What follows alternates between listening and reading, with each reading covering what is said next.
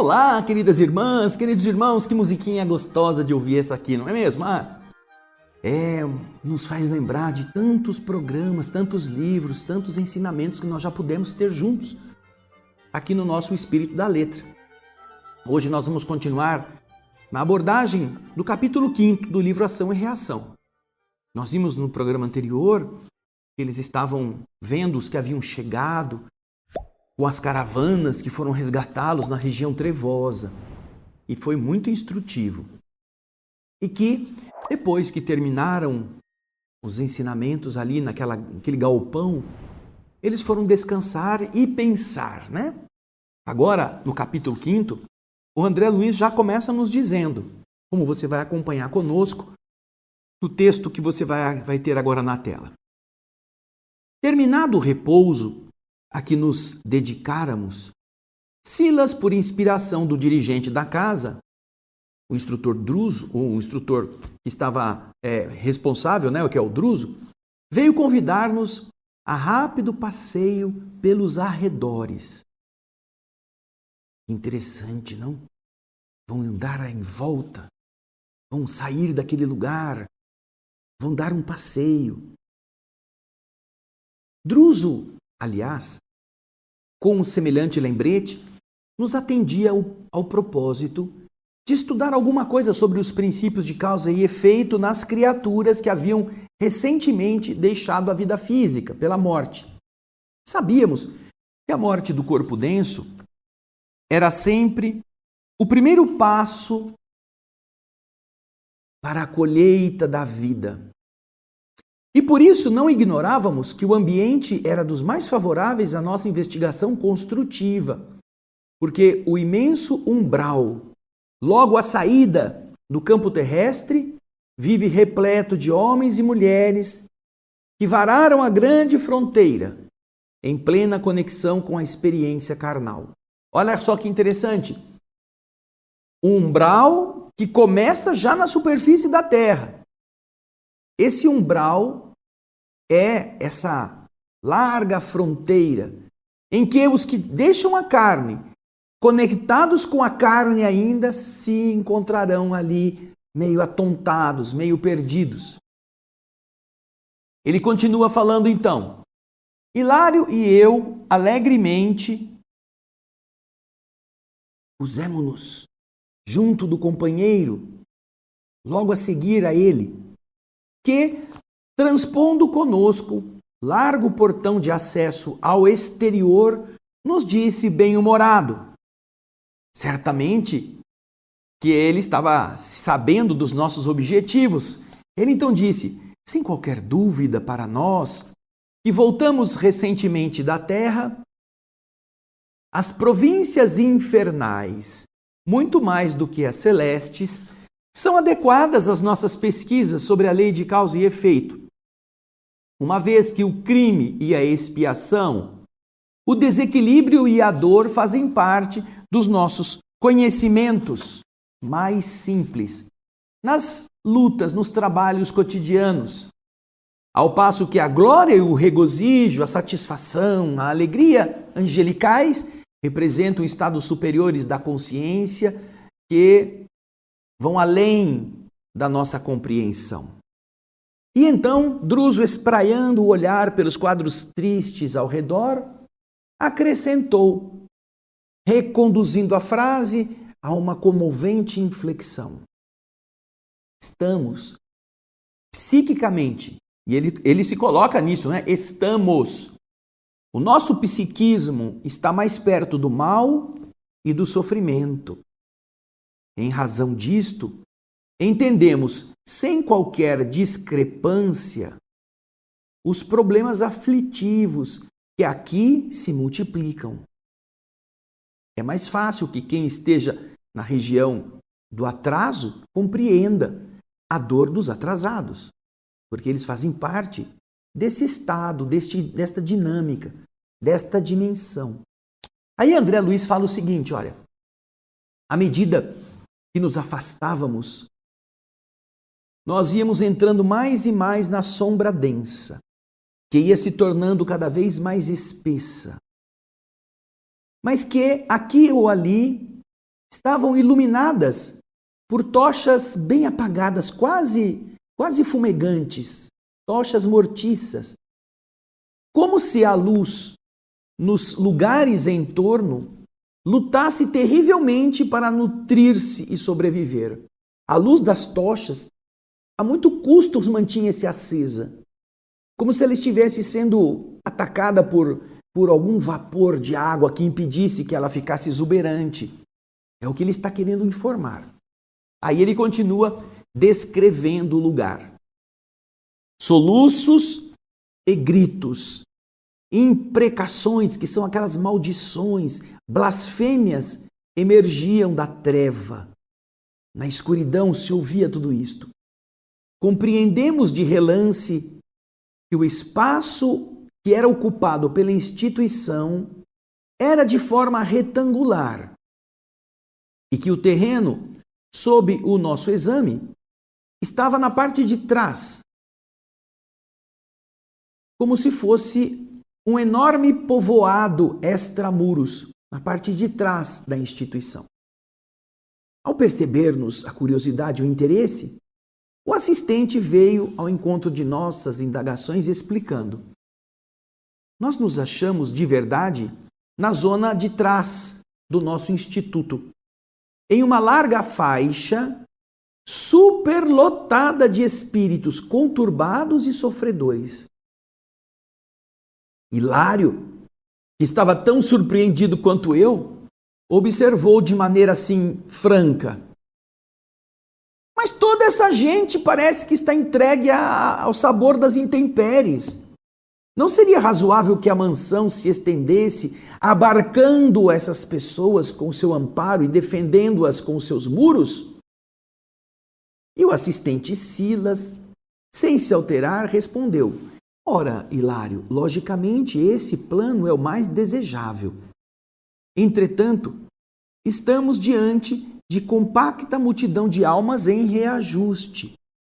Este imenso conglomerado de criaturas sem o corpo de carne começou num grupo de seres desencarnados que clamavam pelo socorro da mansão, sem os necessários requisitos para recolher-se a essa assistência que pediam.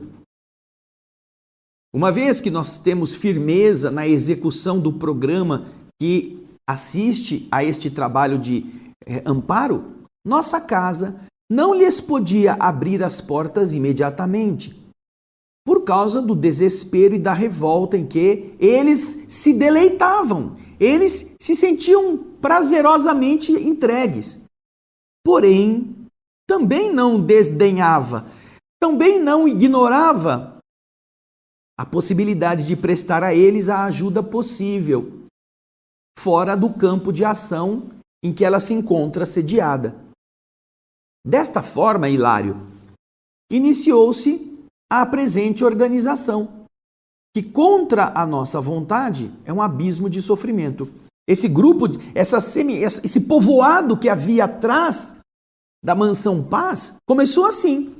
Um grupo que foi lá pedir ajuda, mas que não queria se melhorar, queria apenas entrar para usufruir de coisas que não mereciam e que não puderam ser recebidos. Porém, a instituição foi buscar ajudá-lo de alguma forma. E a partir daí, foi chegando mais gente desencarnada. Não por causa da vontade da instituição. A vontade da instituição é que todos melhorassem, se ajustassem ao novo padrão para poderem ser acolhidos, mas eles não queriam isso. Então, eles se aglomeraram nesse abismo de sofrimento. E ele continua explicando. Veja aí no texto. Aqui se reúnem de maneira indiscriminada milhares de entidades, vítimas dos seus pensamentos desvairados e sombrios. Quando superam a crise de perturbação ou de angústia de que são portadores, o que pode perdurar por dias, meses ou anos, aí eles são trazidos à nossa instituição, que tanto quanto possível evita abrir-se às consciências ainda positivamente encravadas na revolta sistemática. Esses a instituição não recebe. Para aqueles que se arrependem, para aqueles que se equilibram minimamente, estes são recolhidos. Mas os que estão positivamente presos na revolta, esses não podem entrar. E talvez, diz André, porque nós pensássemos em silêncio naqueles episódios da véspera, lembrando os desencarnados que foram acolhidos no grande asilo, e o assistente Silas sabia o que a gente estava pensando. Talvez, então, isso tenha feito com que o Silas acrescentasse. Vocês acompanharam ontem o socorro prestado a um irmão infeliz ser viciado, maltratado nas trevas, e viram a chegada de sofredores arrebatados à carne em uma liberação muito recente. Contudo, entre os beneficiados, viram espíritos inconscientes e devedores, mas não viram espíritos sem juízo e rebeldes, insensatos e rebelados. Vocês viram sofredores, vocês viram criaturas aflitas, devedoras, inconscientes, meio alucinadas, mas não viram nenhum insensato e rebelde. Então André fala o seguinte, olha, diante dessa observação que de alguma sorte nos acalmava a mente inquieta, Hilário perguntou: e este ambiente, assim tumultuado pelo infortúnio, conta com o amparo de que ele necessita? Será que esse ambiente vai receber a ajuda que se faz necessário? E o assistente responde: sim, muitas criaturas recuperadas na mansão aceitam aqui preciosas tarefas de auxílio. Ou seja, eles melhoram lá dentro e depois vêm ajudar os que estão aqui fora, incumbindo-se da assistência fraterna em largos setores desta região torturada. Melhoradas lá, trazem para cá as bênçãos recolhidas, transformando-se em valiosos elementos de serviço de ligação. Através delas, a administração do nosso instituto atende a milhares de consciências necessitadas e sabe, com segurança, quais os irmãos sofredores que se fazem dignos de acesso à nossa casa após a transformação gradual a que se ajustam. Espalhando-se nos campos de sombra em pequenos santuários domésticos, aqui continuam a própria restauração, aprendendo e servindo. Olha que interessante. Veja só, nesses ambientes trevosos, não são apenas instituições como a Mansão Paz que estão organizadas. Olha só que interessante. Eles melhoram dentro da Mansão Paz, depois eles vão lá para fora. E não apenas nesse lugar que há esse contingente gigantesco. Eles, como disse o texto, eles organizam pousadas como se fossem santuários domésticos no campo da sombra. Então, pequenos núcleos vão sendo organizados por esses espíritos, casinhas de emergência, como se fossem postos de atendimento, prontos socorros minúsculos, não somente lá dentro da mansão.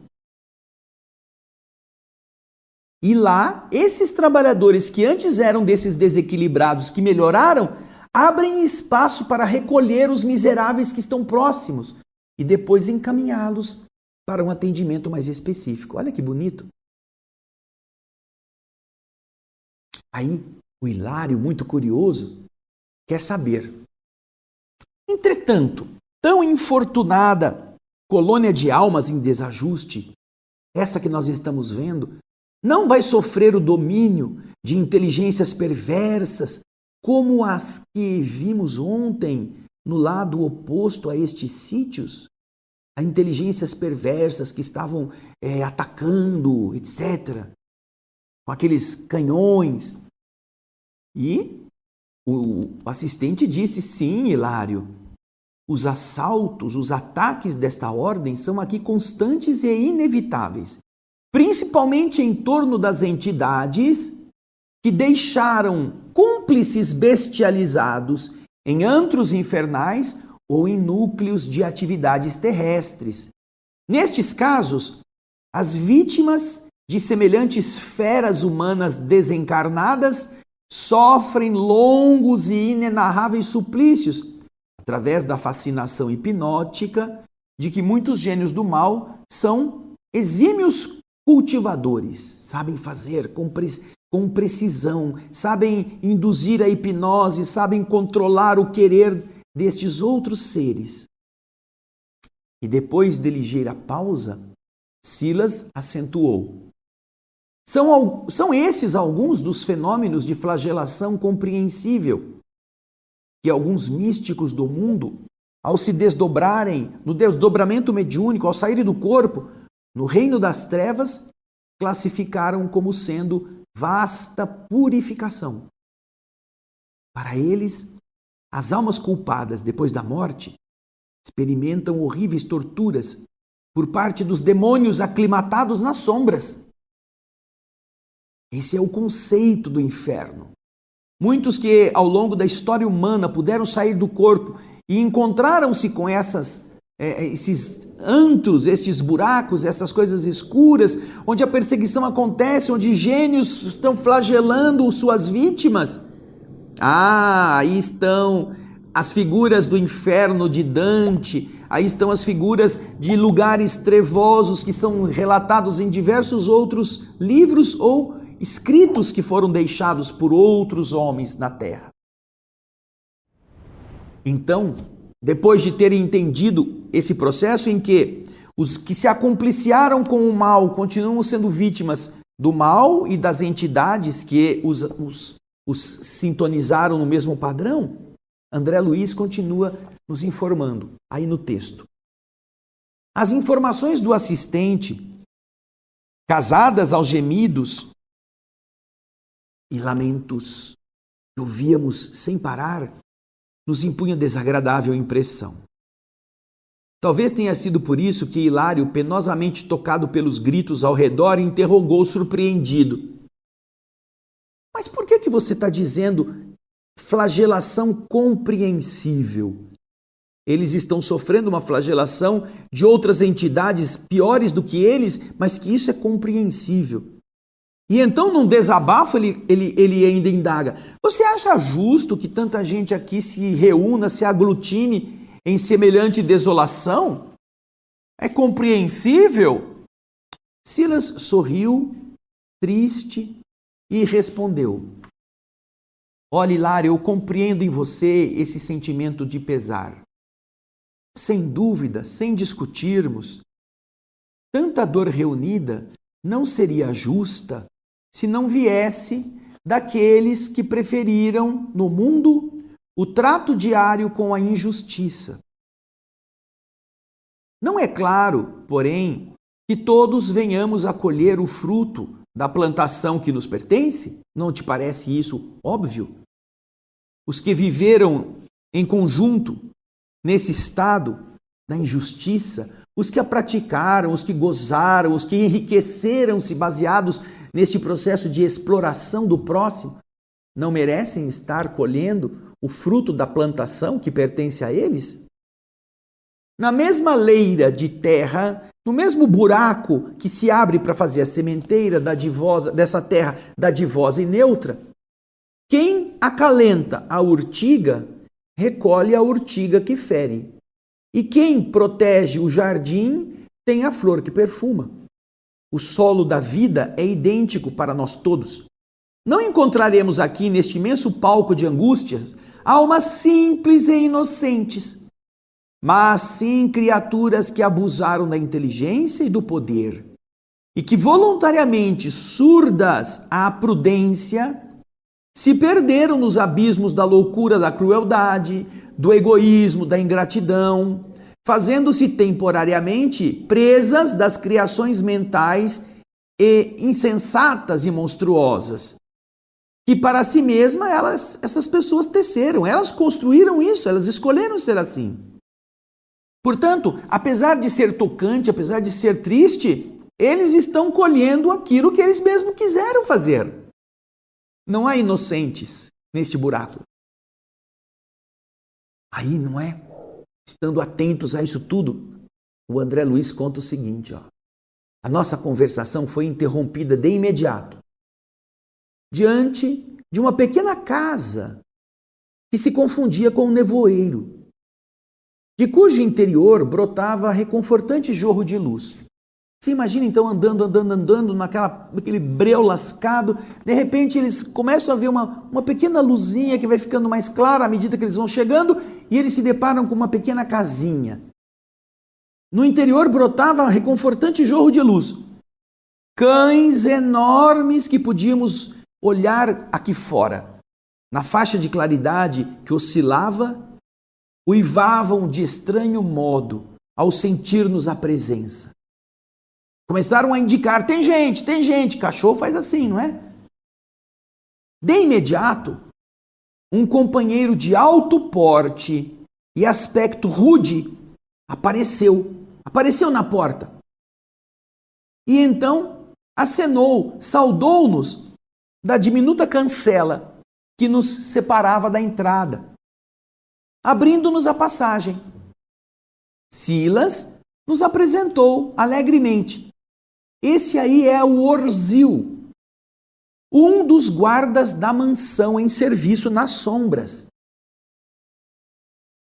Em poucos instantes nós nos achávamos na intimidade do pouso aquecido, quentinho. Sob o comando gritado pelo guardião, o Orzil, 2 dos 6 grandes cães se acomodaram junto de nós, deitando-se aos nossos pés. Orzil era de constituição agigantada, parecendo-nos um urso em forma humana. No espelho dos olhos límpidos mostrava sinceridade e devotamento. Tive a nítida ideia de que éramos defrontados por um penitenciário, um desses bandidos que estão na penitenciária, confessos, que está a caminho de uma segura regeneração. Um bandido bom, vamos dizer assim. Na sala estreita e simples, tinha ali alguns bancos e acima dos bancos destacava-se um nicho ovalado em cujo interior havia uma cruz tosca, iluminada por uma candeia estruturada em forma de concha. Orzil então afastou-se para sossegar os grandes animais menos domesticados no interior da choupana. E, enquanto isso, o assistente nos disse: esse nosso irmão é um amigo de cultura ainda escassa, que se comprometeu em delitos lamentáveis no mundo. Sofreu muito sob o império de antigos adversários. Mas, atualmente, após longo estágio na mansão, vem prestando valioso concurso, valiosa ajuda nesta vasta região em que o desespero se refugia. É ajudado, ajudando. E servindo com desinteresse e devoção fraterna, não somente Orzil se reeduca, como também suavizará o campo da nova existência que o aguarda na esfera carnal, em função das simpatias que ele vem atraindo em seu próprio benefício. E então André Luiz, que também era curioso, mal contendo a curiosidade, pergunta: e ele vive sozinho? Ele fica aqui sem mais ninguém? E Silas respondeu: ele se dedica, André, a meditações e estudos de natureza pessoal. Mas, como acontece a muitos outros auxiliares, tem com ele algumas celas ocupadas por entidades que estão em tratamento, prestes a serem recebidas em nossa instituição. Aquele pouso, portanto, era como um pronto-socorro precário, em que Os que já estavam mais ou menos capacitados para serem acolhidos, ficavam ali se recuperando até que fossem levados para a mansão Paz. Nesse ponto do entendimento, Orzil voltou até nós e o assistente perguntou com bondade: como estamos de serviço? E ele humildemente respondeu: muito trabalho, chefe. A tempestade de ontem trouxe imensa devastação. Creio ter havido muito sofrimento nos pântanos. Percebendo que se referia aos precipícios abismais em que se debatiam milhares de almas infelizes e conturbadas, Hilário perguntou: não será possível atingir semelhantes lugares para aliviar aqueles que estão lá padecendo? O Orzil esboçou dolorosa careta de tristeza e de resignação, acrescentando: isso é impossível. Como quem se punha em socorro do companheiro que estava ali falando, né? Porque ele não tinha muita cultura, ele apenas ia responder de forma assim monossilábica. O Silas veio e acrescentou para o Hilário entender: Hilário, aqueles que se agitam nessas furnas permanecem, de modo geral, quase sempre extremamente revoltados. E na insânia, na loucura a que se entregam, eles se tornam verdadeiros demônios de insensatez. É necessário que se disponham à clara conformação, ao claro arrependimento, à resignação, de forma nítida e também de forma pacífica, para que, ainda mesmo que estejam semi-inconscientes, consigam acolher com proveito a ajuda, o auxílio que os corações recebem ou os que estão tentando ajudá-los lhes estende. E então, como se quisesse passar a demonstração do que ele estava afirmando, ele nos conduziu para inspecionar as celas que ali estavam próximas. Então Silas perguntou: quantos doentes estão aqui internados? E Orzil, atencioso, respondeu sem titubear: temos 3 amigos em franca situação de inconsciência. Depois de alguns passos, ouvimos uma gritaria muito grande. As acomodações reservadas aos enfermos permaneciam no fundo, como se fossem largos boxes de confortável cavalariça, onde os cavalos ficam guardados. Essa é a figura mais adequada à nossa tarefa descritiva, porque a construção em si, aquele prédio, demonstrava rusticidade e, ao mesmo tempo, segurança. Naturalmente, assim construídos pelos objetivos, não é? Da contenção daqueles espíritos que estavam lá. À medida que nós nos acercamos do refúgio, desagradável odor nos afetava as narinas. Ou seja, eles sentiam o olfato do ambiente. Quando eles iam se aproximando, um cheiro forte afetava as narinas. Ou seja, eles estão captando isto. Eles sentem odores, não é? Respondendo à nossa pergunta íntima, porque naturalmente eles começaram: nossa, se não falaram, pensaram, né? Nossa, que cheiro horrível, de onde será que vem isso? Percebendo que os 2 estavam assim, nesse estado, o assistente Silas explicou: vocês 2 não ignoram que todas as criaturas estão cercadas pelo halo vital das energias que vão dentro delas, no seu âmago do ser. E esse halo é constituído por partículas de força que se irradiam por todos os lados, impressionando-nos o olfato de modo agradável ou desagradável, segundo a natureza do indivíduo que as irradia. Assim sendo, como acontece na própria Terra, cada entidade aqui se caracteriza por uma exalação peculiar.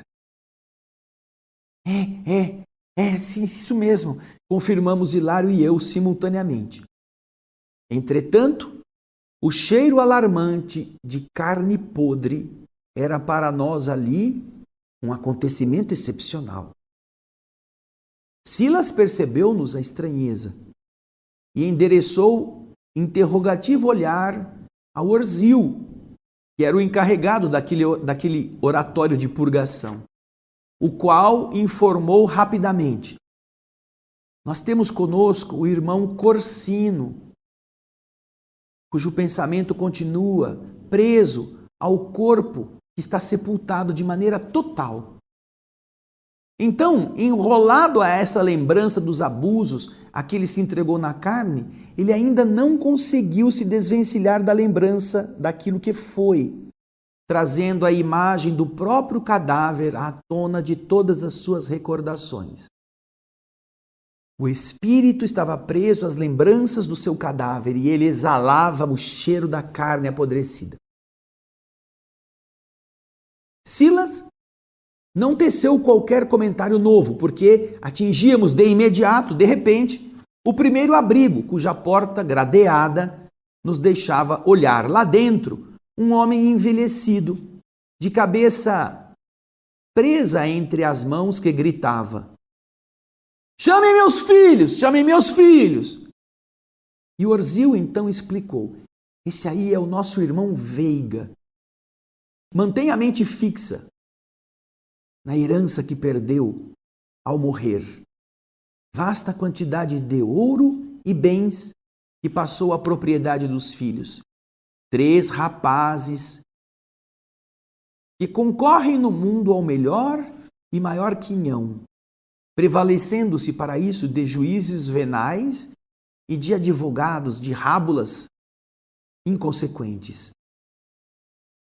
Acostados agora aos varais da porta, aqueles, os umbrais da porta, onde a porta fica presa ali, Silas recomendou-nos observar com atenção mais detida o ambiente que formava a psicosfera do doente, esse enfermo que estão analisando, o irmão Veiga. Bem, já por aqui, nós podemos fazer uma ideia da gravidade, do modo de ser de cada um e aquilo que vão esperar ao chegar do lado de lá. Observamos, primeiro, que a mansão tem regras, e para poder entrar nela precisa ter um mínimo de demonstração de equilíbrio mental ou de controle e de não rebeldia. Porque todos os que estão na condição rebelde não podem entrar. Porém, estão nessa condição por quê? Porque viveram nessa condição. Quando a mente está acostumada à prática de crimes, que ela não se penitencia, não se arrepende, quando ela gosta de ter razão sempre, mesmo quando está errada, quando ela insiste em dizer para os outros que ela é a certa e que os outros é que devem obedecê-la, esta pessoa está fadada a encontrar-se consigo mesma num ambiente como aquele, que está fora dos muros da mansão. Esta mudança de paradigma pode nos ajudar muito. Porque você está imaginando que muitas vezes, eu fui na igreja, eu rezava. Eu era mau, mas eu me penitenciava com Deus quando eu ia no centro espírita. Eu fazia coisas erradas no meu trabalho, eu passava a perna nos outros, mas eu dava passe, eu fazia palestra. E então, enquanto a mente estiver cheia dessas manchas, as pessoas vão precisar passar por esse caminho. Você viu no capítulo 4 que foram recolhidos alguns que estavam inconscientes e que tinham já um pouco de merecimento, pouca coisa. Mas que eles não eram sem juízo insensatos, nem eram rebeldes. Então, a generosidade do amor divino coloca no arrependimento essa barreira. Os que se arrependem estão vinculados a uma mudança. Os que não se arrependem ainda estão mais doentes do que pensam.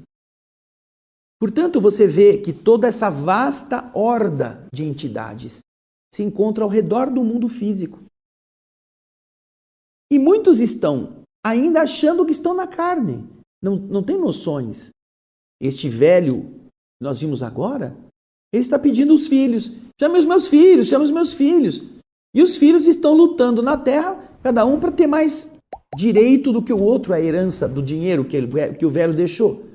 Ele ainda não sabe que ele não está mais preso ao corpo físico, mas ele pensa que está. O Corsino, por que o Corsino está exalando o odor de podridão? Porque ele está produzindo isto com a sua mente, seu pensamento. Nós vimos lá no livro, nos domínios da mediunidade, que o nosso pensamento gera plasma, gera matéria. E aqui nós estamos confirmando que podemos produzir perfume ou podemos produzir mau odor. É o nosso pensamento que vai fazer isto. E você viu que coisa linda representa o processo de auxiliar? Não é abrir a instituição para que essa horda de desavisados e rebeldes invada e arrebente com tudo. Não. É fazer com que eles possam melhorar, cansando-se do mal que escolheram. E quando eles estão numa condição favorável, os que já se melhoraram na instituição, que não são espíritos santificados, não são espíritos elevados, mas eles já se melhoraram ali, podem ajudar os que estão ali fora, constituindo pousadas minúsculas, próximas das tragédias. Então, quando se percebe que um dos espíritos daquela região trevosa está dando sinais de que está se cansando deste estado, está realmente se arrependendo do mal que fez, eles podem ser recolhidos e podem ser abrigados, até que se restaurem um pouco e sejam levados para a mansão. São vários os que estão ali nesses postos, se recuperando a si mesmos, como é o caso do Orzil. Um indivíduo abrutalhado, grandão, como se fosse um desses lutadores que andaram matando 300 pessoas e que agora estão arrependidos. Então agora estão cuidando dos outros. E com isso estão obtendo simpatia, estão obtendo o amparo de outros que se estão beneficiando do seu gesto de amor, mesmo na treva.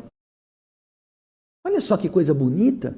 A existência de núcleos mínimos onde, protegidos por cães, você viu que ele cita que eram cães muito grandes, é um processo de intimidação mais do que de agressão, não é?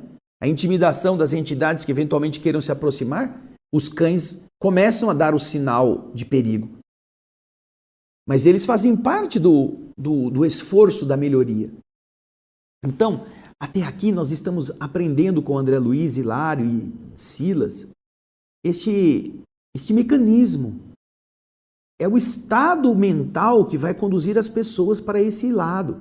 Porque você viu que ali não estão os inocentes, não estão os puros, os que viveram com santidade. Ali estão os que gostaram de dar golpes, os que gostaram de enfeitar-se para prejudicar as pessoas, os que tinham intenções ocultas e que com elas puderam criar dissabores na vida das outras pessoas, fazer vítimas sem se intimidar.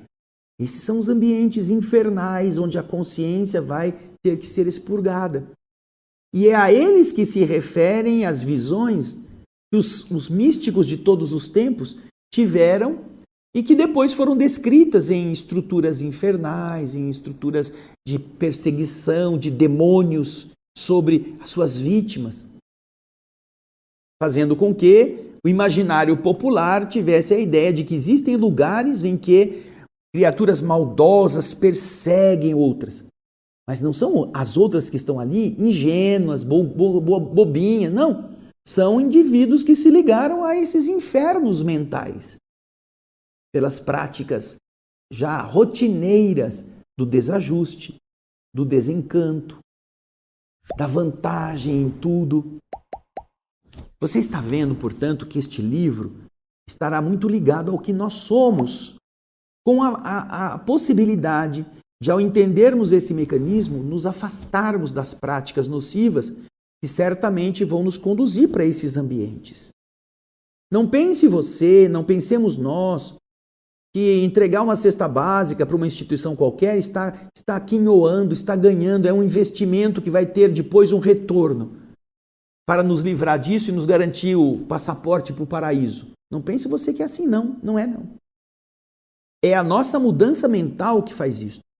Porque existem muitas pessoas maldosas, pessoas desonestas que fazem a caridade, até para conseguirem a consciência tranquila. Não entre nisto. A religião vai ser, de verdade, uma armadilha, porque você vai ouvir nela coisas boas que você não vai ter praticado. Portanto, os ignorantes da religião são menos culpados, apesar de passarem pelo sofrimento, do que os religiosos, por causa do cinismo, por causa da hipocrisia. Por isso esse livro é fundamental, porque ele está se dirigindo a mim, está se dirigindo a você, na prática cotidiana, de como nós realizamos nossas rotinas, de como nós nos relacionamos uns com os outros. Então agora, você vai lendo o restante, porque na próxima semana nós vamos terminar este capítulo. Esse capítulo é muito rico para ser lido às pressas. Então nós lemos uma parte, depois nós vamos ver as outras experiências que estão dentro da cabana do Orzil. Mas você já pode fazer essa leitura, você que já tem o livro, você que já está interessado nisso, não fica esperando que eu venha ler para você, vai lendo. Porque se em uma semana acontecer de você ter que ir embora para o outro lado, pelo menos você leu a parte final do capítulo, não é mesmo? Você não vai dizer, eu não sabia, devia ter lido. Nós não sabemos quando vai ser a nossa hora, não é mesmo? Então, você está conosco, muito obrigado pelo seu carinho. Fique conosco, na próxima semana a gente vai para a segunda parte deste maravilhoso capítulo. Eu espero que você possa difundir este grande tesouro para os seus amigos, compartilhar o nosso link, falar do nosso programa O Espírito da Letra, que está lendo já o 9º livro de André Luiz, tá bom? E eu espero você no próximo encontro. Muito obrigado pelo seu carinho e muita paz.